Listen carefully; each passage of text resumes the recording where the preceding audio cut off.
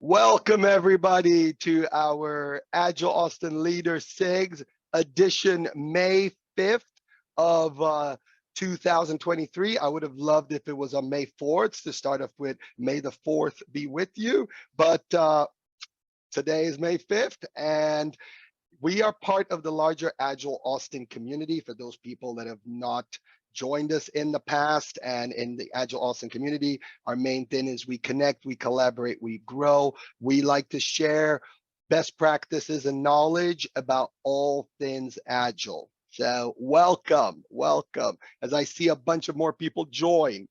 And very quick introduction. As I said, Max Akesi. I've lived in Austin now for since 2001. Time flies, huh? And I have actually been sorry, hold on a second. I think I have to mute someone, but I'm having a problem seeing who it is. Please, if you're not on mute, go ahead and mute yourself. I have been the host and the facilitator of this Leader SIG for 12 years. How exciting. I'm presently the Agile Austin president, and I do have a 9-to-5 job when I find the time. I work at PayPal as an IT senior manager also. Here at the Leader SIG, we just love to share best practices and knowledge about leading Agile transformations. That's what we do. We have a guest speaker. For today, we have Kim. We'll talk more about her soon. Hey, Kim. Kim from Colorado. Thanks for being here. And we meet the very first Friday of every month, 12 to 1 Central Time. The one thing I'll say real quickly is that being the facilitator and the host of something for 12 years makes you observe trends, like things that happen over a period of time. And I can remember back in 2010, 2011, when Agile was not as mainstream, we'd talk about training people on Scrum or other frameworks. Story point estimation. Oh my goodness, I can't tell you how many sessions we had on that, to a point that it was like, finish, just estimate in whatever way. And all these things. Now, in the last few years, since a lot of things are mainstream, we talk about psychological safety. We talk about empowering individuals and teams. We talk about all these foundational things that before we didn't talk about in order to lead an Agile transformation.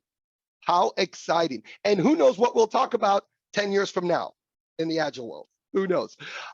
Very quickly, I will just put a bunch of links in the chat, and that has to do with a bunch of stuff that I'm going to cover in this next 2 slides. And it's pretty much about, if you're interested in becoming a member, go to our site. Our site is very informative. It's awesome. If you're interested in being a sponsor, the same. I don't want to spend too much time on this, but we grow and we learn and we're supported by our community very much so. So if you get value from this, feel free to join. Shout out to our sponsors. And again, I put all the links in the chat. Our sponsors are awesome. Platinum Retrospective is the tool to do, retrospectives, check it out. All the links are on there. Silver sponsors, Ad Meliora, Well Sky, and 321 Gang. These are also sponsors that are very active in our conferences and throughout the whole year. Yay. Again, links are in the chat. The one thing I tell everybody when they say, hey, when's your next session and everything, go to meetup/Agile Austin and sign up, subscribe. It's free. You get all the alerts of when we're having the Agile coaching special interest group, Agile at Scale, our book club, various things, okay? That we have about 5 to 7 sessions every month for free. Anybody can join from anywhere in the world. And our YouTube channel is getting more and more subscribers, and it's getting more and more content. There's like hundreds of videos now out there. So feel free to go there and just see whatever session you like and check it out. Board members, as I said, I'm the president along with the other board members. Not going to spend too much time on this. We are having an election this month of May, and everybody's going to stay on except for our VP. We have new VP candidates that folks will have to vote for. But I tell everybody, feel free to email us at board@agileaustin.org to tell us what a great job we're doing. Okay, sometimes it's just nice to hear and be appreciated. But I'm joking. But folks, that's our board. And I also put the site to volunteer on Agile Austin. We always have great opportunities, whether with the SIGs, the conferences, a variety of other things. We had our first in-person monthly meetup earlier in May. It was incredible. There was some awkward social interaction because we've not seen each other that much, but we had a laugh and fun with that too. And it was just great, okay?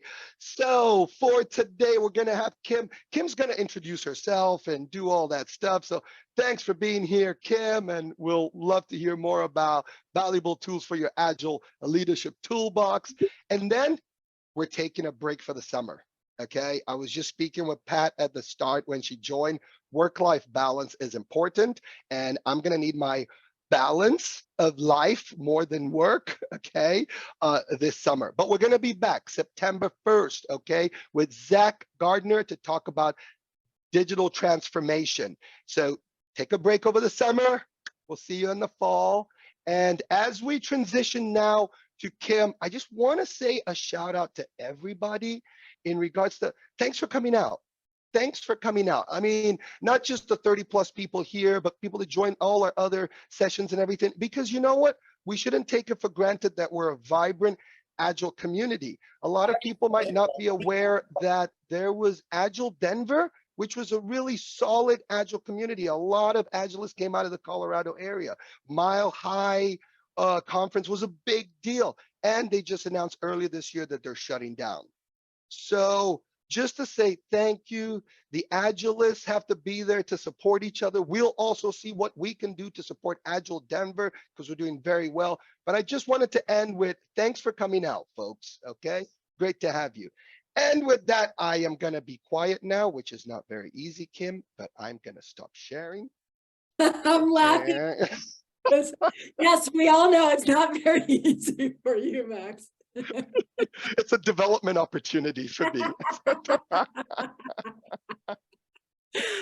Well, thank you for that, Max, and thank you for the warm welcome. I do want to clarify, as a member of Agile Denver, they're still working on how they might continue. They're not doing a conference this year for the first year in, I don't know, 15 years.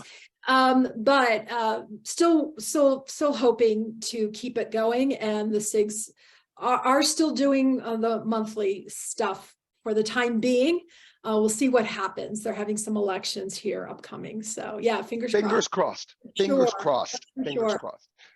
So welcome everyone. Good day for wherever you are on this planet. I'm Kim Chiarello, and I'm going to experiment today. In Agile, we talk about experimenting.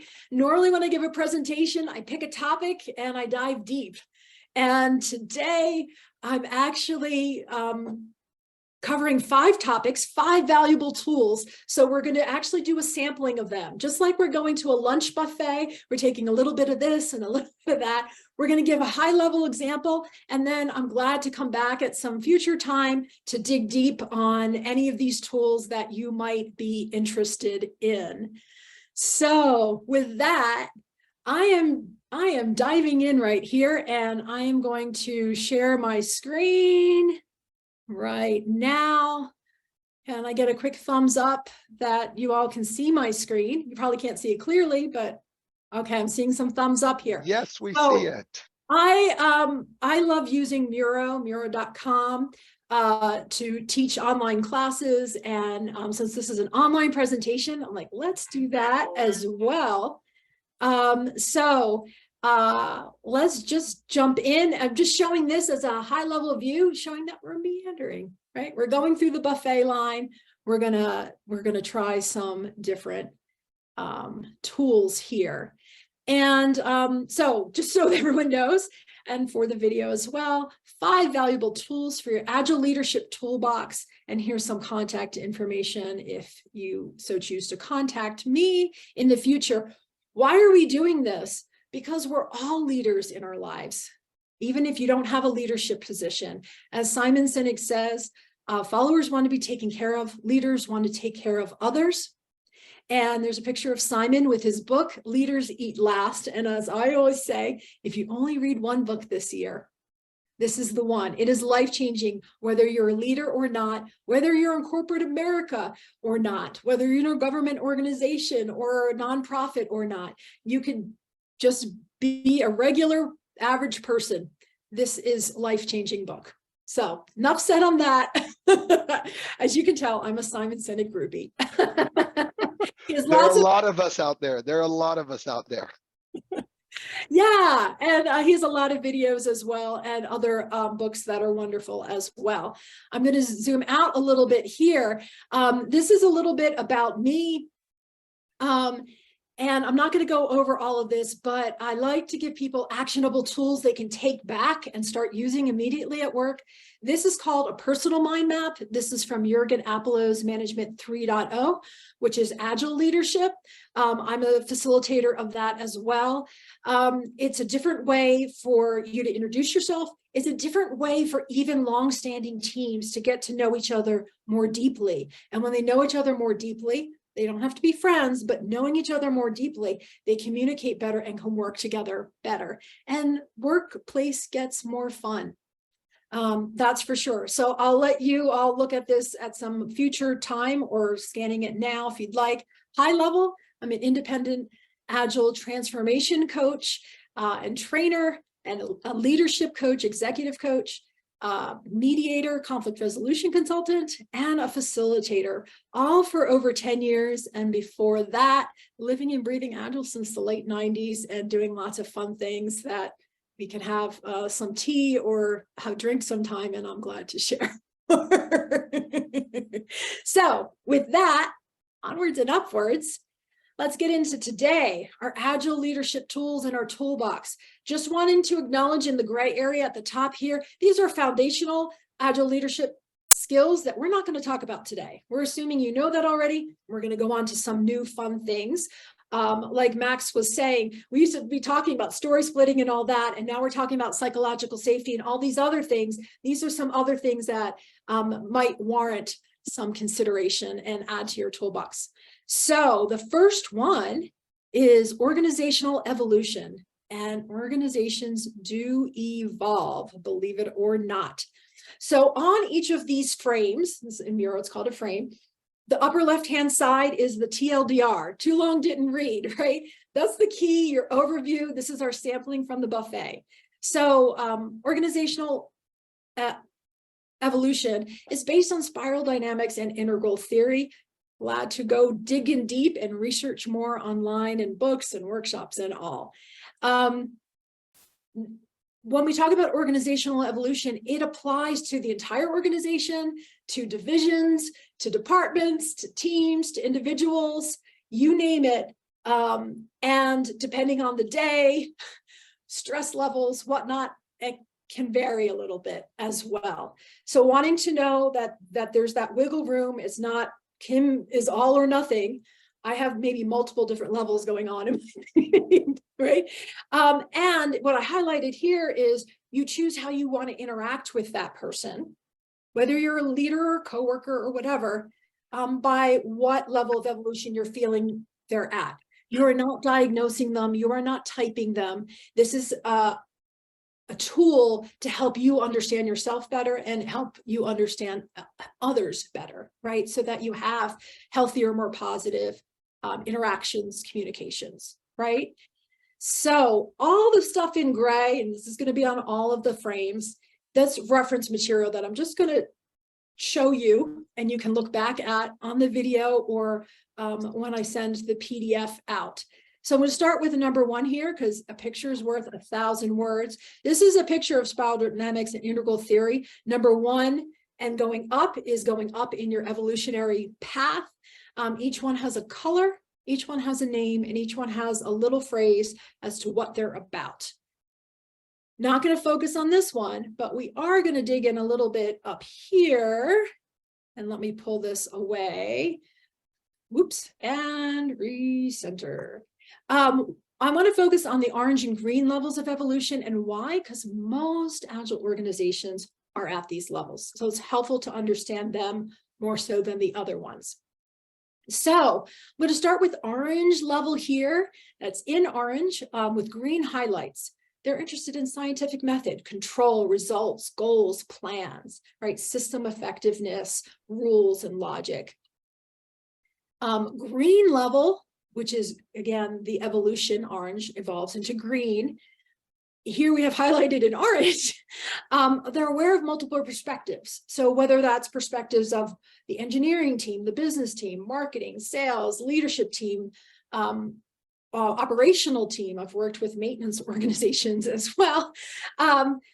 We're looking at the whole picture. Then also we're looking at the whole picture, whether it is from a gender perspective, culture perspective, gosh, I'm blanking on all the different perspectives, but you're getting that idea. And again, a lot is written on this. This is just a quick high-level explanation. So to kind of give some more context to this, I'm scrolling down here to the bottom. I'm going to move this one away. Here's a concrete example of me, my signature lines on my email. So I have two signature lines for my email. One is for orange folks and one is for green level folks. So the orange one is in orange, the green one is in green. I'm going to start with the orange one on the top. What you see there is I have my name. I have everything kind of that I shared with you about myself at the beginning. And I have the whole alphabet soup of all the certifications I have. And those are my real certifications too. Why do I have them here for orange? Because orange cares about certifications. They feel that you don't know what you're doing unless you have a certification. So they want to see that. If we scroll down a little bit to the green, you see I don't have the certifications listed because at the green level, they understand anyone can get a certification, right? But that doesn't necessarily mean you learned the material. That doesn't necessarily mean you can apply the material.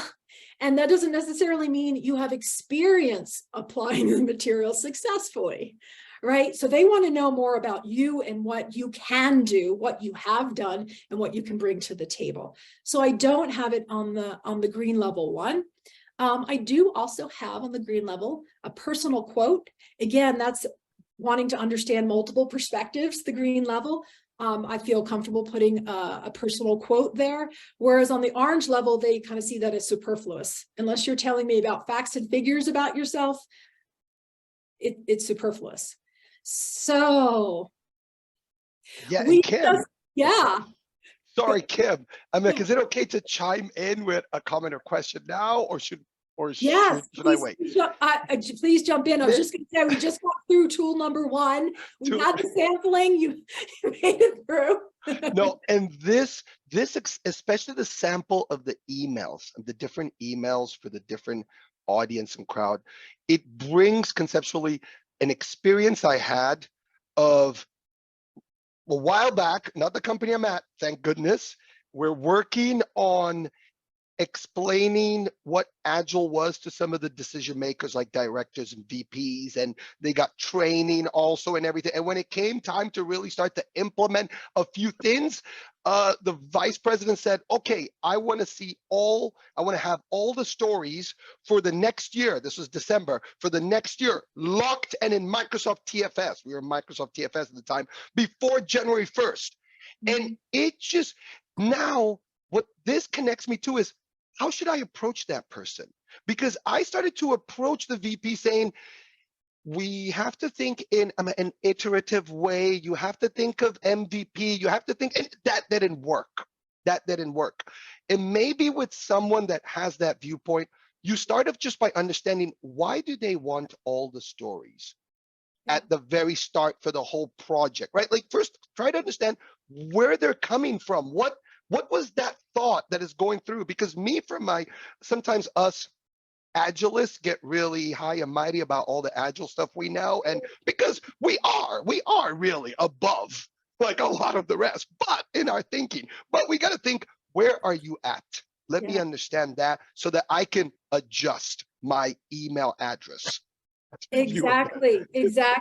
And you're bringing up a great point too, right? Is why a lot of us are Agile coaches, whether it's for transformation or whatnot, is because you can learn things in class, but then it's how do I apply it in real life? Or I think I'm applying it right in real life, but actually I'm not, and helping understand the why. And like you're saying, understanding where the person is coming from is super important. So, another phrase we say in coaching is meet folks where they're at.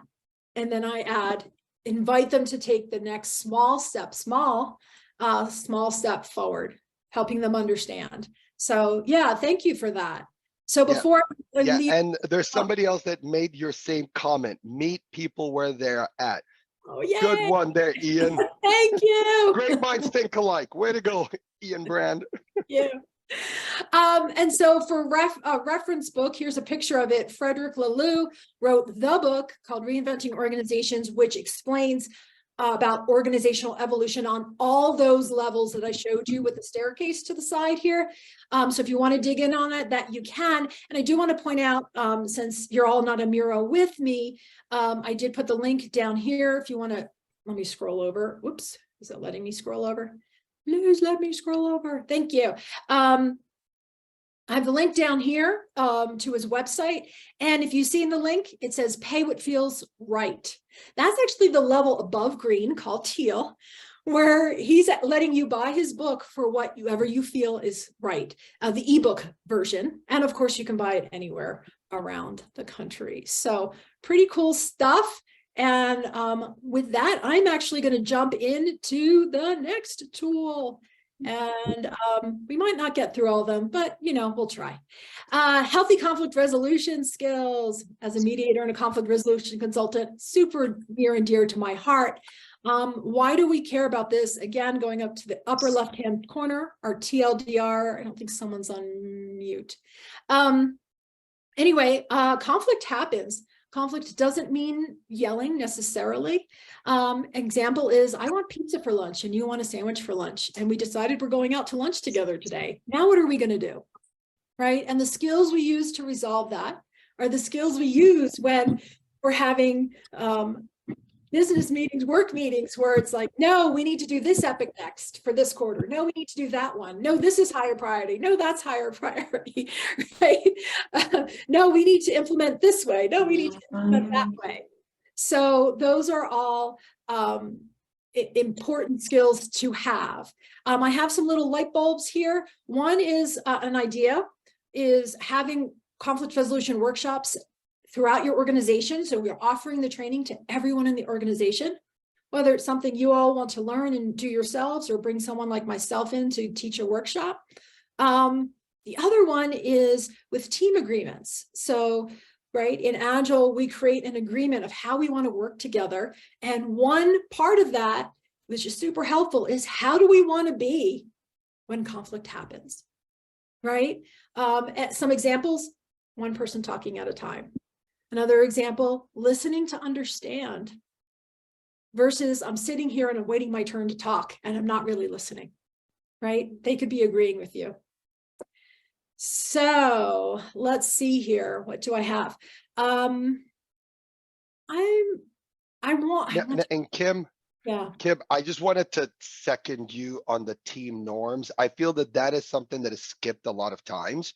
And it is just when you have people from various different cultures, backgrounds, and everything, you're not sure how people perceive certain things. Some people get highly offended if people don't show up right when the meeting starts.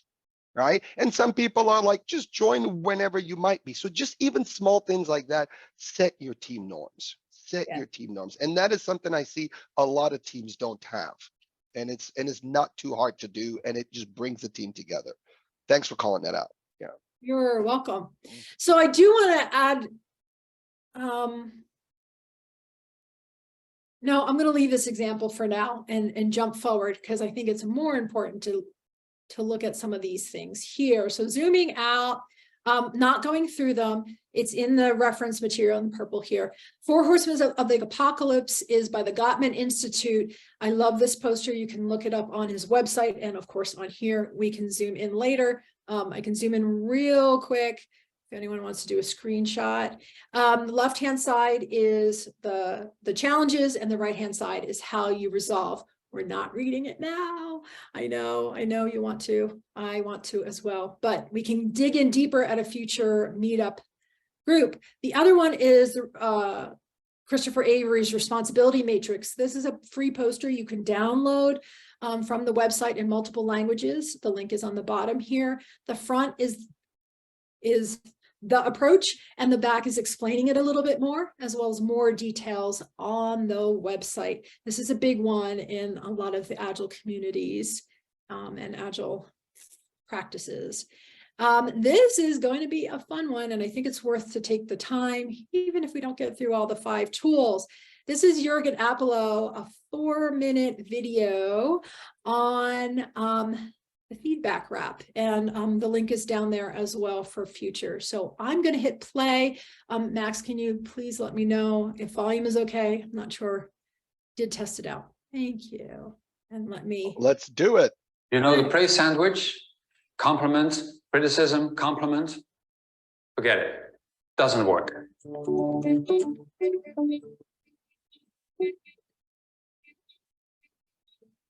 Hi, my name is Jürgen Appelo, a management 3.0 thinker and practitioner. Let me tell you a story. I once had to offer constructive feedback to an organizer of my workshops in another country. The organizer had not responded to several emails, and this annoyed me a bit. I need fast and easy communication with my business partners without being required to make phone calls all the time. So, what could I do? The practice of the praise sandwich says, offer the criticism between 2 compliments. Hey guys, it's great working with you. However, you need to improve your communication skills. But everything else is wonderful. That doesn't work. Some people say that novices like getting a praise sandwich from their managers because they often feel insecure in their job, and a praise sandwich gives them 2 compliments.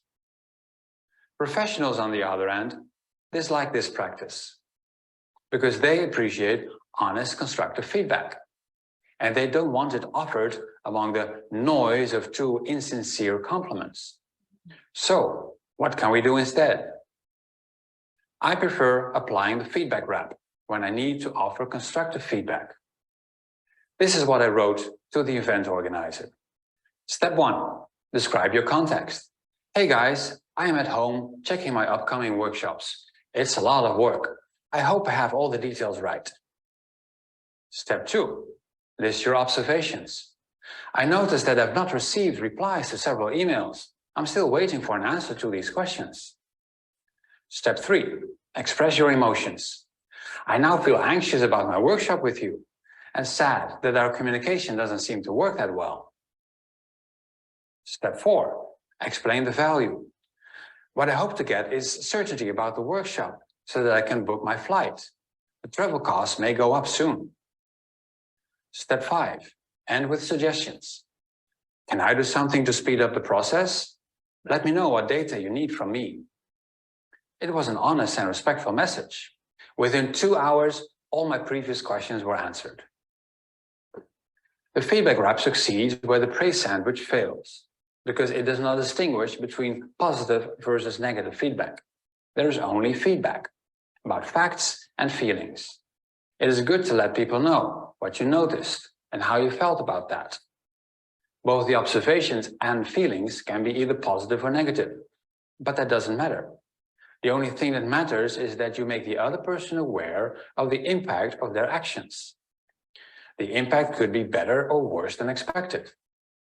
But whatever it is, you let them figure out what to do next. Now, why don't you try this yourself? As a manager, you can use the 5 steps of the feedback wrap to give anyone in your organization respectful, constructive feedback. This is particularly important with remote teams. Thanks to the trends of flex time, remote working, and distributed teams, people often don't see each other in an office anymore. But feedback must be given, and now is better than later. The 5 simple steps of the feedback wrap make it much easier for you to offer your input in an email, a chat window, or over a phone or Skype call. If there is some behavior or result that needs attention, better address it now. That's how I deal with feedback. Remember, the praise sandwich doesn't work, but the feedback wrap does.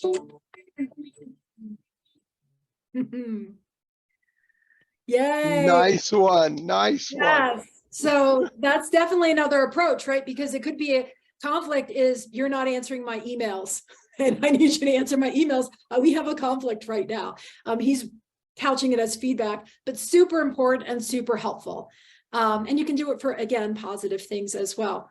And yeah. we had a comment on the chat, I think is really key, when shared that the 5 steps of feedback wrap is even more important with remote teams. Yes. With remote teams. When do you have any comment or context on that, like, or from your experience? Well, with remote teams, all communication What? super important sooner than later, right? And clear communication, because so much of communication is visual. And so even when you're on video, you're not getting all of it, and you can have much more miscommunications.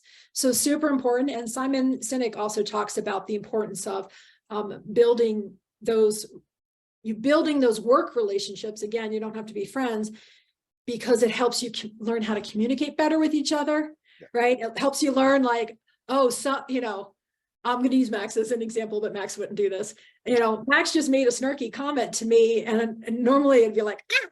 Right? But it's like, oh yeah, you know, and again, this is just a made up example, right? His child had swim meet at 5 a.m. on Sunday, and it's Monday. Like, yeah, he's probably still tired, right? So, right, okay, I'll let it go, versus starting going like, why are you saying that? Right? And no, so true, Kim. But I think that Wen was about to make a comment also. I think he went I'm off sorry. mute. No worries. Oh, no, it's just, I have worked with remote teams. We had a lot of contractors from Infosys in India. So aside from the time difference, they weren't necessarily available for stand-ups every day, or they would send one person in. And, you know, we had cultural and language differences. I didn't have the benefit of the knowledge of the 5 steps of the feedback wrap, but I can see where it would be really, really helpful just to start knocking down the knee-jerk formal communications that a lot of contractors come with because they're afraid of making missteps, just kind of laying the groundwork and modeling that for people. You move ahead a lot faster if you have more open communication. Definitely. Thank you for sharing. Well said. Thanks. Yeah, so you all can, this is on YouTube. You can all go grab it. He has other lovely videos as well. So I'm being mindful of our time and going to go on to tool number 3, attachment theory. And you're probably like, what? So attachment theory is based out of psychological community. Again, we're on the upper left-hand corner here for our TLDR. This is meaning how a child attached with a primary caregiver. And why are we talking about this now? Because it impacts our adult relationships, and that means our working relationships as well. Again, we're not diagnosing. We are just wanting to understand where I might be coming from, or that person might be coming from, or that team or department, and how I can better interact with them. Right? So there's 4 major types. The first one is secure attachment, which is also known as autonomous. Then there's 3 main types of insecure attachment styles. There's actually more, but these are the 3 main ones. Avoidant, ambivalent, and disorganized. Avoidant is tends to be dismissive and fears closeness. Ambivalent is preoccupied and fearing abandonment. And disorganized is unresolved trauma and believes that relationships are dangerous. Please understand, attachment theory could be a several-day workshop.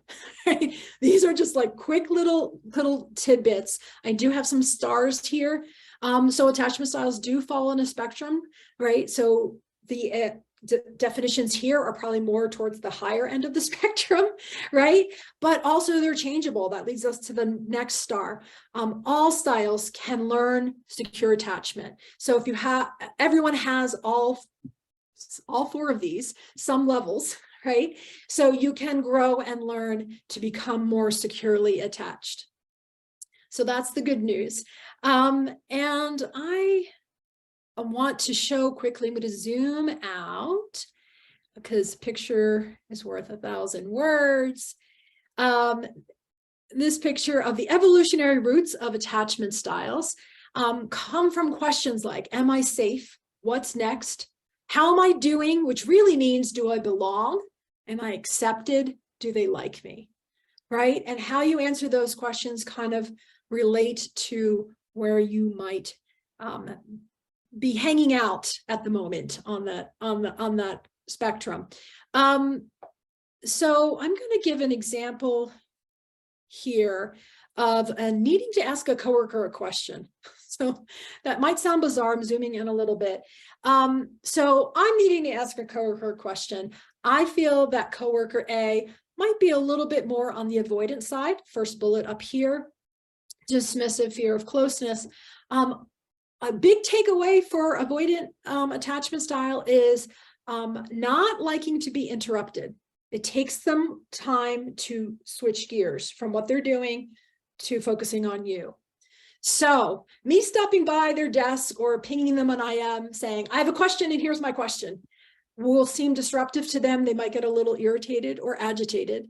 So a way to approach them that could be more helpful would be, hey, I've got a question for you. When will you have, I have a question for you. When will you have time today to get together with me to answer it? So then that person can come back and say, hey, I'm in the middle of something right now. I need to get this thought out.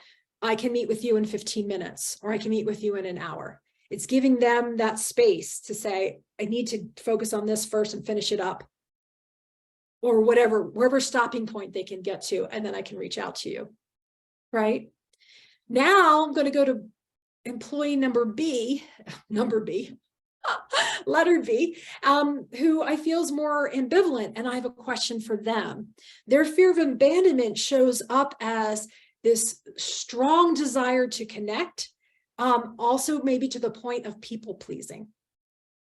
So why is that important to know? Because they could be working on a time critical, time urgent task, and you come by and ask them a question, they will stop everything to connect with you.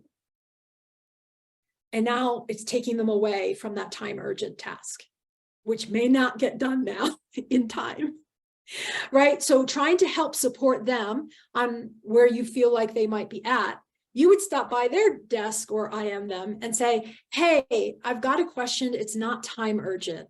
So whenever you're finished any time urgent critical work you're working on, can you ping me today so we can chat about it? So do you see how that was the differences of how I approached, I have a question to them? Again, I know this is fast and I know this is super high level, but trying to give that concrete example of how you might want to do something different. I do want to just quickly show you, we're not going to go over it. Again, you can read this on the video or on the PDFs. These are 5 bullets about each of those 4 attachment styles to give some more detail. And let me scroll down just a smidge. From Diane Poole Heller, she's internationally renowned on attachment theory. So that's her website and the page on her website that digs more into that more fully. So we just had another quick bite. No, Kim, and if I may just say very quickly, things like this, like if I heard them 10 years ago, right, I would be like, why is this so important and relevant? Like, people come to work, we got to be there for each other, get it done, and blah, blah, blah. But now that I've gone through various experiences with Agile transformations and having to understand that sometimes you're asking people to really change their mindset about how to approach problems, how to approach how they deliver value to the customer, and this like is, people have been doing things for decades. They're creatures of habit, and now you're coming. How you connect with them, how you analyze the approach to take is fundamental. And I can say from my experiences, there's so many times that, I crashed and burned on various initiatives because I didn't put enough importance to understanding the people, because the people is by far the most challenging thing, I believe, in a transformation. We have phenomenal tools now. We have tools that can monitor the value that our software is giving to end users that are clicking through the site. There's so much that we have, but the people aspect is still very challenging, right? Yes. So thanks And for sharing this. The people aspect will make or break an organization. It will. So to be clear, this entire presentation today is from that green level. Let's understand different perspectives. And as Max started at the beginning, where will we be in 10 years? This is like the next thing, right? For Agile and the Agile evolution is understanding this point. Now, if you feel someone is at an orange level, they will not connect to this presentation at all. Maybe the conflict resolution part, they might be interested in. Maybe the organizational evolution part, but the rest of it, they'll say, no, just go get your work done, Exactly. So they might not connect to this, but hoping that folks coming to this meetup group will kind of go, oh, okay. Yeah, so we're gonna move on here and see if I can get to all the tools. If not, oh well. Woo! Number 4, yay. We'll see. I know, usually I try to get a little bit more interaction going on, but it's like we're screaming through the buffet and lunchtime's almost over. So Nice we're analogy. probably all starting to get full, like, oh my God, how much information are you going to give to us today, Kim? Well, we are going to send the PDF out also. Yes, like we'll organize this in a link. Yeah, PDF. And you have the video to relook as well. And again, I can come back, or you can have someone else as well, come and talk about each one of these 5 tools can be its own 1-hour presentation as well, if you're interested in any of them. And if not, no worries. The number 4 tool is trauma theory. And now you're probably going like, what? You are really pushing the envelope, Kim. And I do need to redo this slide, but for the order of things. But the why of the trauma is actually the 3rd bullet down. Most psychiatrists say that due to the COVID pandemic, now 100% of the population on this planet is what they call trauma impacted. So it doesn't mean that you can't get out of bed in the morning. It doesn't mean that you can't do your job. Trauma impacted means that biologically, unconsciously, and biologically, your body's impacted, your nervous system is impacted, and psychologically on some level, whether consciously or unconsciously, you are impacted. Again, there are day-long workshops for these kinds of things. Here's a little bit more to help understand the why I'm pulling this in here. There's 3 kinds of trauma. One is situational, like experiencing a traumatic event. The second is chronic. It's ongoing, like an abusive boss or coworker, right? They could be verbally abusive, constantly putting you down, constantly saying your work is awful, constantly saying like you're late even when you're on time, those kinds of things. That's chronic. That's every day you have to interact with that person. Complex is where the COVID pandemic fits under. That is a lot of multiple traumas, as they say, with a lowercase t, that add up to trauma with a capital T. Add up to trauma with a capital T, again, how it's affecting your body, how it's affecting your nervous system, and potentially psychologically. People who are at the impact of trauma are more aware of needing to be safe and secure in their environment. So biologically, our brain is always focused on that, but it's more so when you've experienced trauma, right? I'm sure every time on the news we hear the word COVID, we're like, oh my God, Is it going to be another pandemic? Is like, Yeah. what are they talking about now, right? It triggers a little bit in your system, not enough for you to fall apart, but you get a little tense, right? And so that's kind of what we're talking about here. But when you are trauma impacted, you do respond to situations differently. Your fuse is shorter. So you go to anger faster, you go to defensiveness faster. So whether you're noticing that in yourself and can help yourself heal and grow, because you can heal through trauma, as well as coworkers, it's having that patience, that compassion, that understanding. Again, we are not diagnosing. I can't say that enough. It's coming from a place of understanding. And I'm going to show this quote real quick as I'm watching our time. Oh, let's zoom in. So this quote is by Stephen Porges. He has a lot of great work out there. You can go research offline. Independent of conscious awareness. So meaning what from your unconscious, right? Your nervous system is evaluating risk of the environment and regulating the expression of adaptive behavior of an environment of whether it's safe, dangerous, or life-threatening. So unconsciously, your nervous system is just running this in the background all the time, right? Not that it's debilitating you to be able to interact today and have our buffet today and whatnot. But it's that understanding of this is where we're coming from. We're not meaning necessarily a situational trauma, right? Or we're talking about post-trauma, your trauma impacted versus you're in the midst of it. That's a whole different story, right? In the midst of a trauma, please don't be at work, right? Please be taking care of yourself, however you need to do that. Okay. What is number 2? I forget. Oh, there we go. Let's do this one too, real quick. These are some signs of potentially someone having a past trauma. They can also be signs for other things. This is really high level, but it's just some examples. Impulsive decision, people pleasing, controlling others, passive aggressive, charming strangers, but treats others badly. I didn't read that well, sorry. This means like on your team, you could have someone who's charming the other teams and other departments, but they treat the members badly. Ongoing anxiety, moodiness, or stress, fast trigger, reactive anger, uncalled for aggression, defensiveness, or blaming others. Again, this is very high level, could be used for other things, but it's giving you a feeling of that. What I do want to touch on as I'm looking at our time is when someone, this is a real simple example, where someone chooses, to sit in a conference room for a meeting.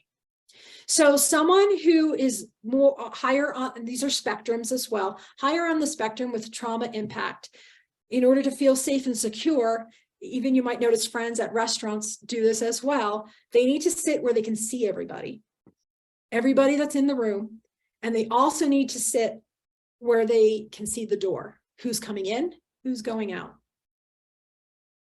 So you might notice everyone tends to get their favorite seats in the conference room, but someone is picking that. And if they do not have that, you will probably notice them looking around more. If they do not have that perfect seat, now they need to look behind them to see who's behind them. Now they have to keep looking over their shoulder to look at the door, because that is what's making them feel safe, to be aware of what's going on.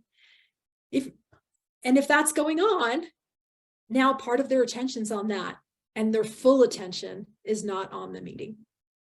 So helping people feel comfortable, they could be turning around because they have ADHD as well.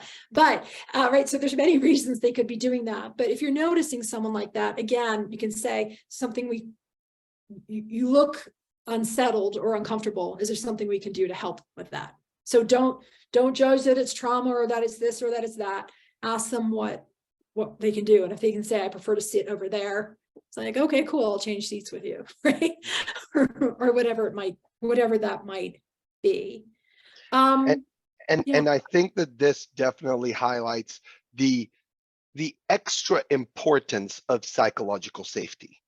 Yeah. Like that is something that if I said psychological safety in 2010, people would shove me aside, like, be quiet. We've got stuff to do here now. Okay, there's work we have to do. Don't bring that up. Now, when you talk about psychological safety, because we've evolved in the last dozen years, people understand it, right? There's been the Aristotle project that was done at Google and everything, that psychological safety is very important for high performing teams.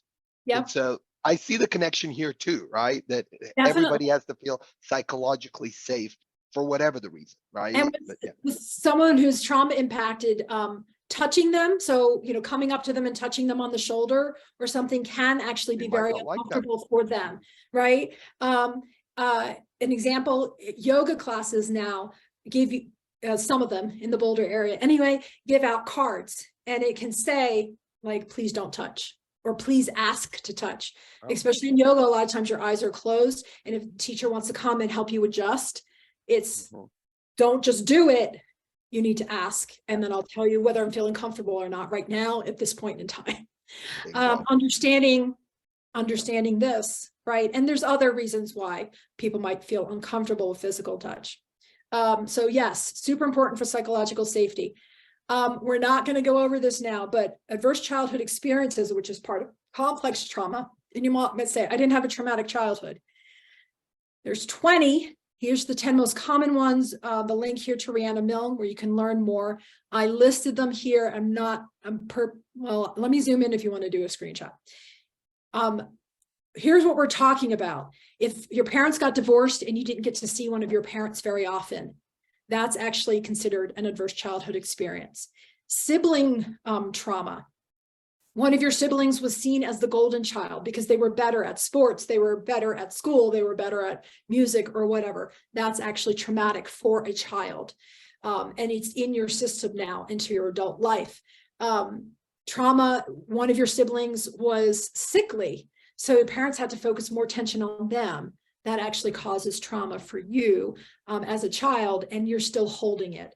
There's a whole list of things here. It's worthwhile going through it, and on rhiannonmilne.com as well. There's way more resources out there.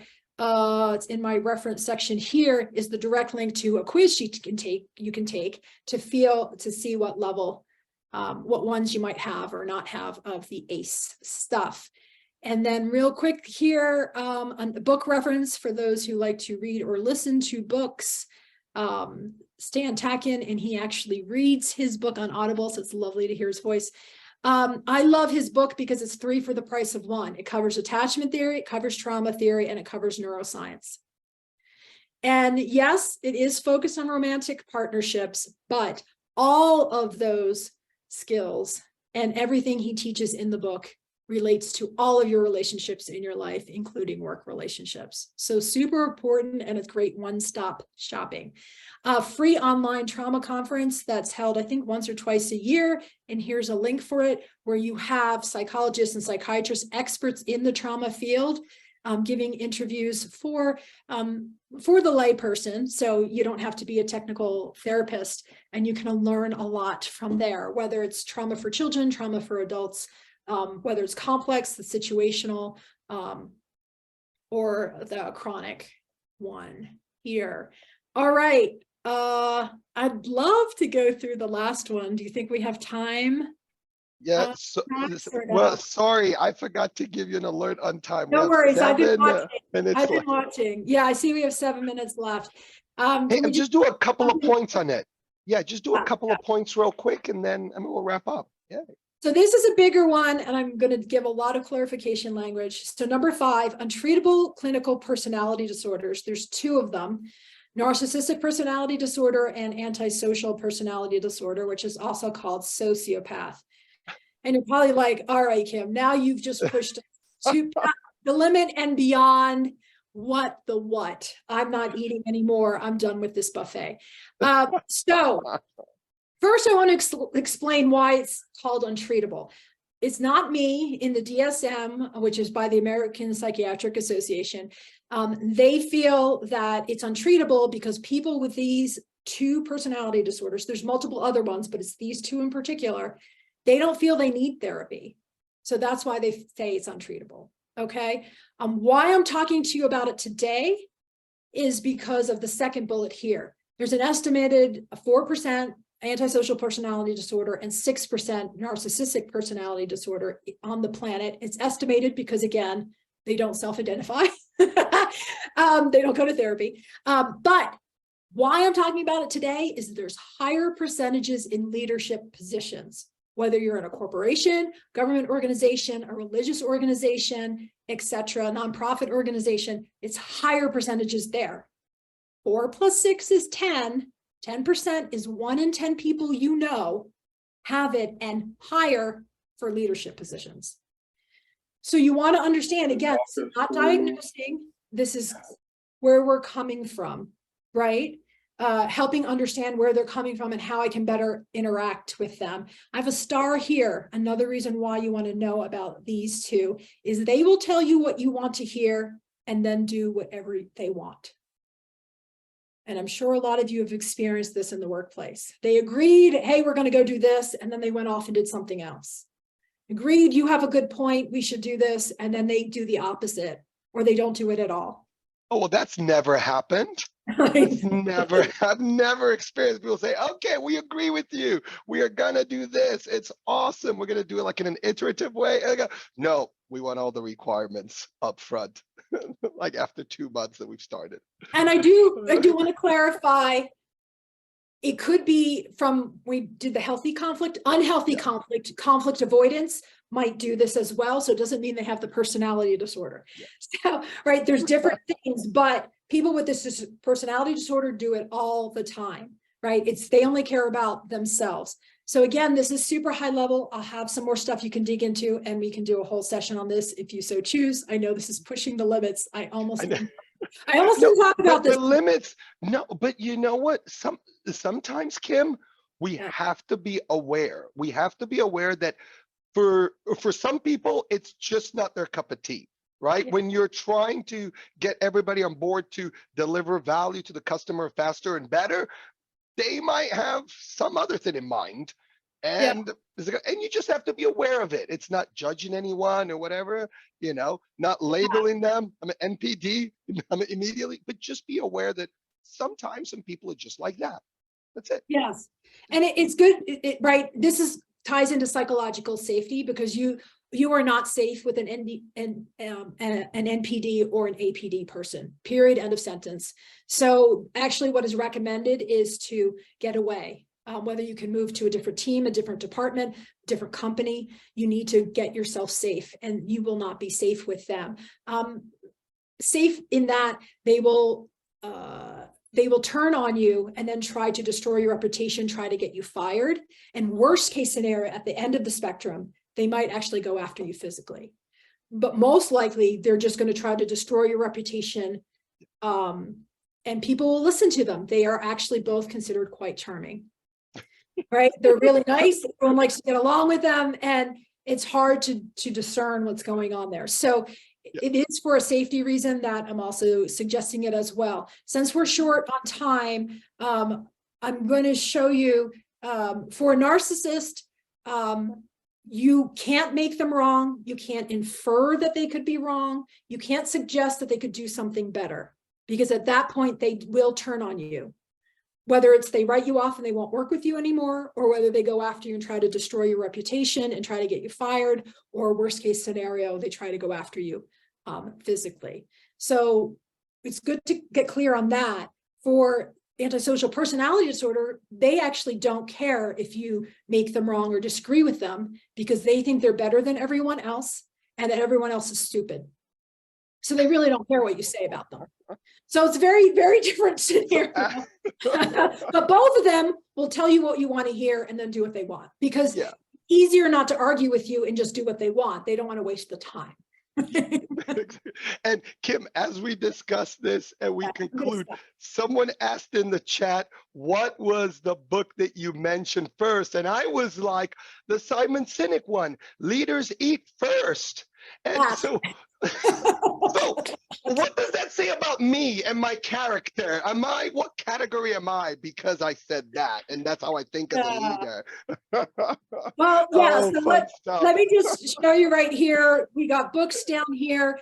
If you want to read all the technical stuff, the DSM is here.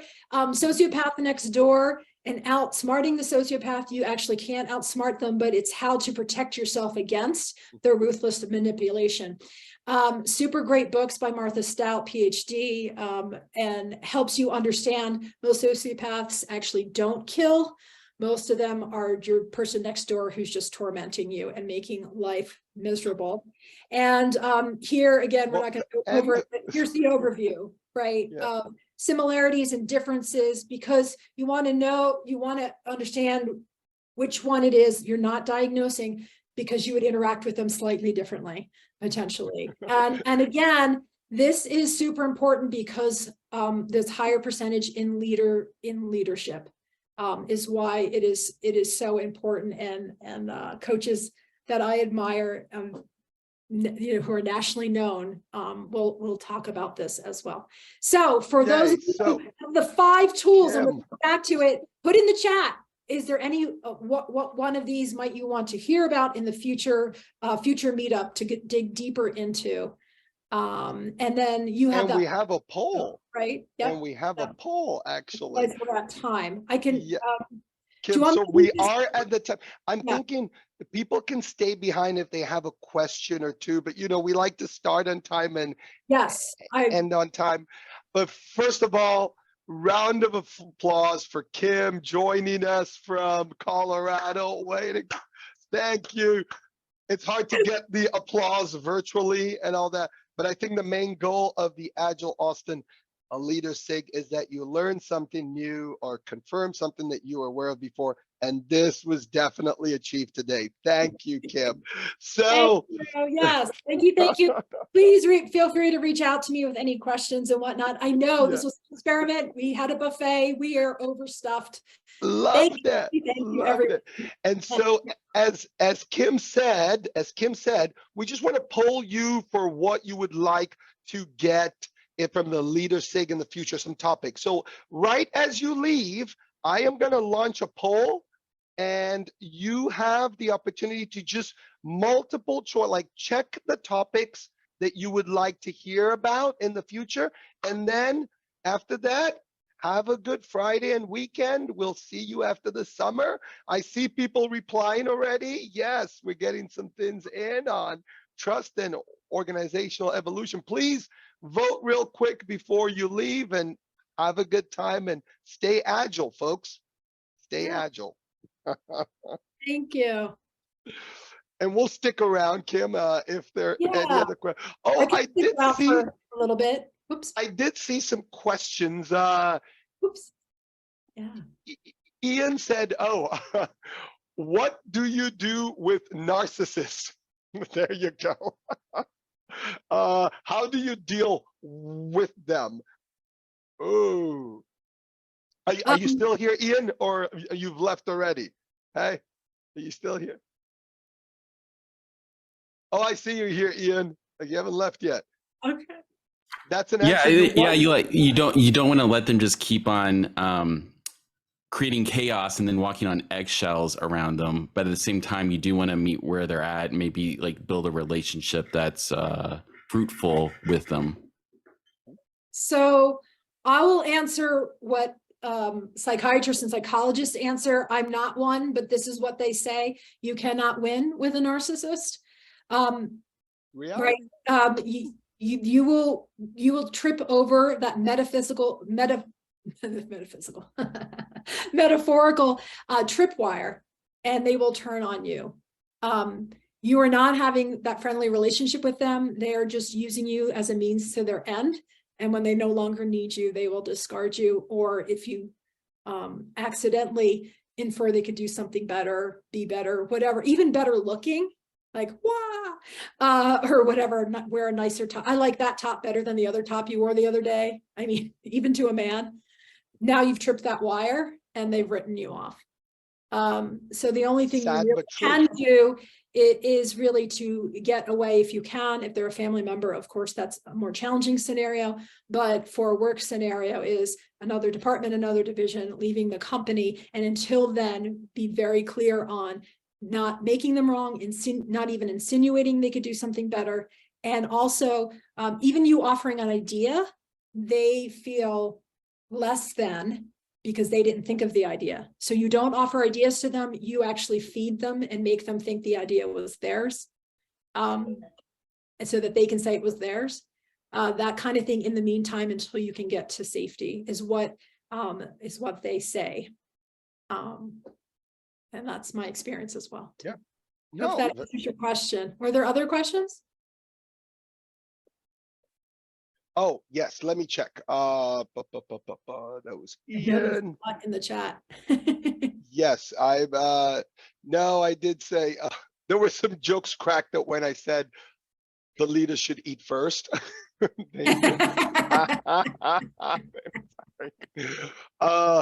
Dipali did say that on that last one, these people don't sound very coachable. And I just like one about how they could do things better next time. I did. I totally did that. But I mean, they hired us as coaches, right? Isn't that our job? So At least I didn't do it in front of other people. Wait, Dipali, to be clear, some context.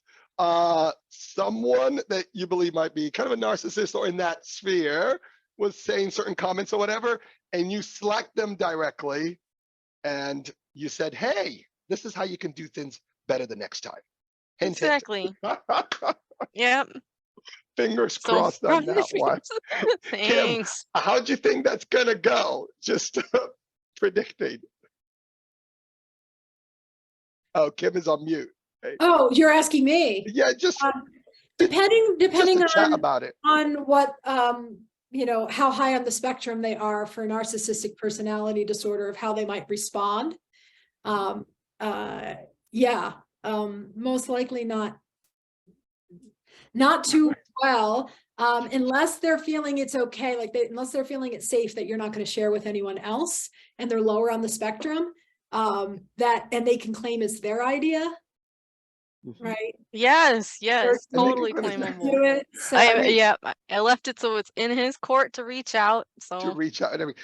Do you know what I've noticed that helps when dealing with certain scenarios like this is not to communicate it over any kind of communication platform that can be used in the future, right? Oh, you wrote this or whatever, and just have a conversation. If you're able to meet with the person in person, that would be the best thing. But even over some kind of a phone call or whatever that is not recorded, I just feel people just do want to feel safe about, like, okay, I'm going to express my thoughts on this without it being used against me at any time in the future. Yeah, I want to add to that. So I would actually make a modification there. Clear communication on the phone in person is great, especially if you're floating like, hey, have you considered this idea, right? Instead of saying, you know, this is how you can be better in the future. Have you considered this idea and how that could look? So that's making them kind of at it.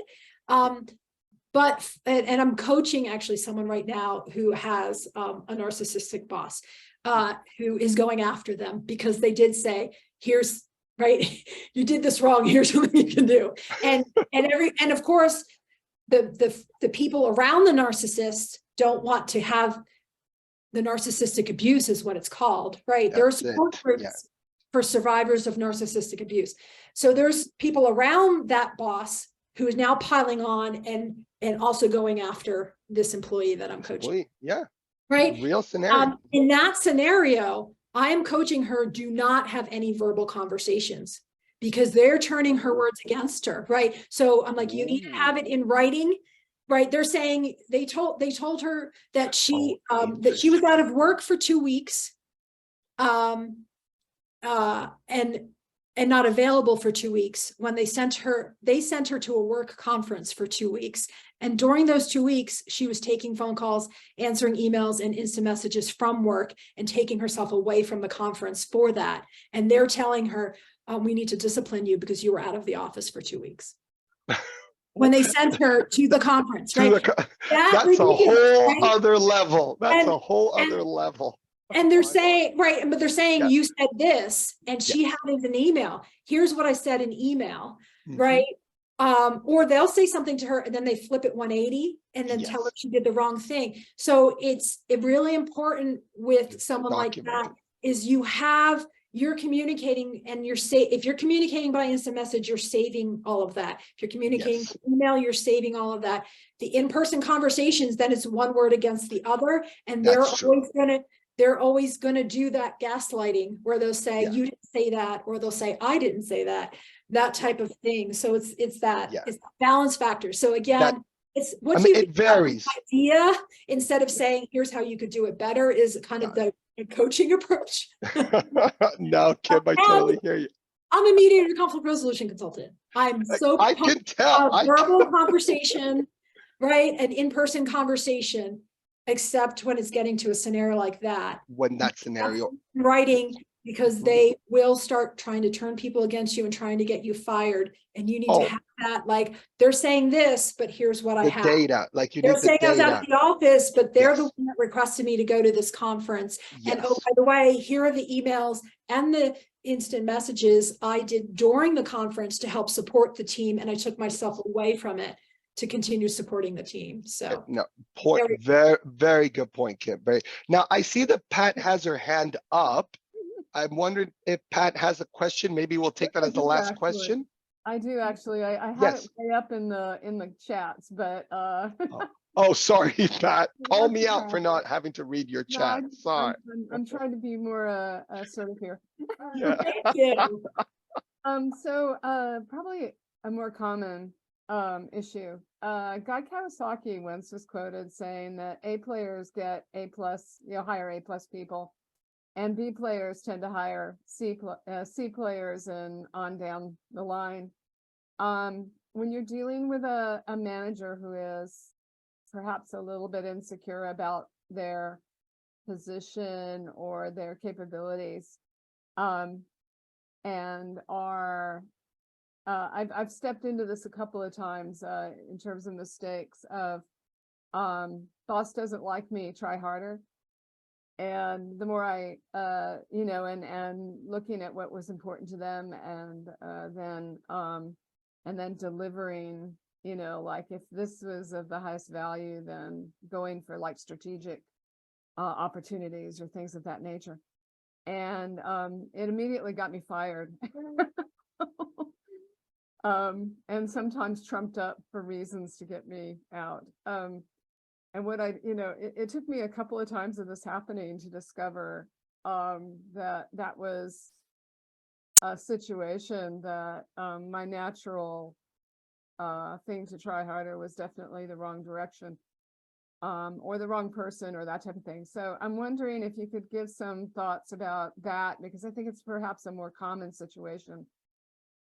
Yeah. I mean, I think insecure would be a nice neutral word to use at the moment of bosses. So yeah, I mean, a boss that's more on the green level of evolution or a teal level evolution, they definitely want awesome A+ people around them, because they know that makes them better, right, as well.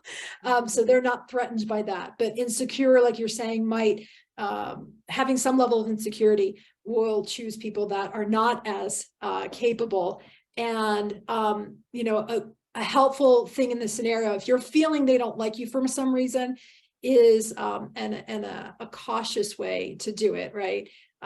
Conservative way to do it would be to say, like, hey, what can I do to be a better employee? Just say it like that. What can I do to be a better employee? What can, that type of thing. So you're leaving it completely open-ended. Is you're not saying, I feel like you're judging me. You're not saying, I feel like you don't like me. Right? You're not saying any of that. You just say, hey, I want to do better. What do you feel I can do to be better and be a better team member on your team? Something like that. And really listen to them, and also ask clarifying questions of what that looks like. And then another thing would be meeting with them regularly. So saying, like, hey, it'd be great if we could meet for half an hour once a week or every other week, so I can touch base with you on the progress I'm feeling like I'm making with this list, but also what you're seeing, and if there's other things that come to mind for you. And I think, just if I may chime in for a quick second, I think that's great advice. And that at least makes you aware of where you're at, what the scenarios are. And you might not like it, and it might just be, this is not a good fit for me. I have to really look for something else. But at least that's such an open-ended question that you might have to ask some clarifying questions, but it'll let you know where you're at. Because sometimes I felt that it was just a breakdown in communication and I wasn't aware of the perception that they had of my work or my ability and and it just led to a lot more things, right? Just led to a lot more That things. could definitely be the case in some cases. In my case, it was that both of us, I was the number 2 person for the position that he ended up with. And he seemed, initially it was kind of like from going from full control of, and pretty much autonomy for running a lot of the work that I had been doing at a couple of supervisory levels, to suddenly everything had to go through him. And there was kind of like this cutting off of all external communications and stuff. Yeah. So it was kind of like piece by piece by piece, my value and things that I had been doing were kind of like cut back. Yes. Oh, that's Yeah. And so, it's that kind of thing. And I do Yeah. recognize now, what the warning signs are. But exactly. initially I had one other situation kind of like that, where I literally stepped into a woman's territory that was, she was a couple levels, and I really had a lot of respect for her and, all this. And I had those conversations and recognized that she was more of a strategic, bring me money in kind of a person. And so as soon as I put forward that and got the attention of her boss, within a couple of weeks, I was let go. Because she did not appreciate it. And it's, it's incredible how that can lead to things, right? It just, it's kind of recognizing, figuring out when you can recognize when something can be fixed or not, and I think that's probably what I need to work on. Yeah. And everyone has to be aware, right? Is Be aware. most companies are at will companies, so they don't have to have a reason. Absolutely. Although their legal departments, and I've unfortunately have been helped legal departments, they'll start telling that boss, you have to have this information, this information, this information, in case that person goes to court to fight that you're firing them. So it takes some time, and they're collecting information, they're collecting data, and they only can collect not the verbal conversations, but the written stuff. So you need to be mindful of that. And whether it's a good fit or not, you're not going to win if someone's insecure and is putting you down and let you do your job and those kinds of things. It's a lose-lose. It's a very toxic environment that takes a toll, right? You gotta keep that in mind. Definitely. And it's good to start actively looking and try to find a job so that you can leave on your own terms before they're letting you go for these false reasons, right? Exactly. Yeah. No, well, very good question, Pat. I mean, this is awesome. It was real. It was scenarios and everything, and we're here almost 20 minutes post the meeting end, but it's just good to just, like after all the presentation, just like, wind down a bit, right? And then it's Friday afternoon. Yay. It's Friday afternoon there also in Colorado, right? Like you just an hour behind by 18 minutes. It's the afternoon, folks. Hey, but Kim, again, thank you for being here. I'll post the whole thing on our YouTube Agile Austin channel and put the link in Meetup. I'll put everything there. The PDF link, I'll put it. If you have a link to that PDF somewhere that you'd like to share, fine, or else I'll just put that on our Agile Austin Google Drive and share the link, right? I'm in that PDF. So awesome. Hey, have a good weekend. And have a good summer, everyone, right? Yeah. Until September. Till September. Bye. Thank you. Take care, folks. Take care. We are going to end the meeting now. Bye, Kim. We'll talk soon, okay? We'll talk offline. Bye.